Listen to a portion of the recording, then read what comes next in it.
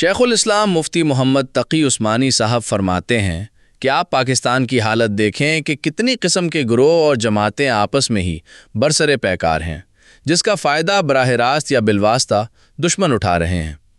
ہر صوبے میں کوئی نہ کوئی جماعت یا گروہ ایسا پیدا کیا جاتا ہے جو ملکی اتحاد کو نقصان پہنچاتا ہے۔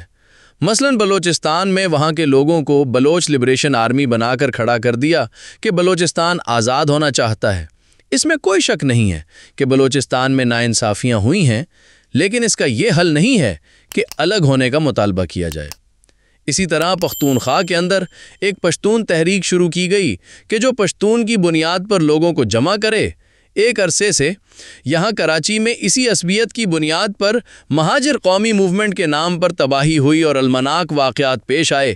سندھ میں سندھو دیش کا نعرہ لگایا جا رہا ہے اور سندھو دیش والوں کو تقویت پہنچائی جا رہی ہے۔ اسی طرح مسلمانوں کے درمیان مسلکی اختلافات پیدا کر کے دیوبندی، بریلوی، اہل حدیث اور شیعہ کے مابین جان بوجھ کر ٹکراؤ پیدا کیا جا رہا ہے۔ یہ سب مغربی طاقتوں کا طریقہ واردات ہے جس کے ذریعے وہ اپنے مقاصد حاصل کرتی ہیں۔ یہ اقتباس شیخ الاسلام مفتی محمد تقی عثمانی صاحب کے بصیرت افروز اور فکر انگیز خطاب سے لیا گیا ہے جو انہوں نے بمؤرخہ 14 اگست 2022 جامعہ دارالعلوم کراچی میں فرمایا تھا۔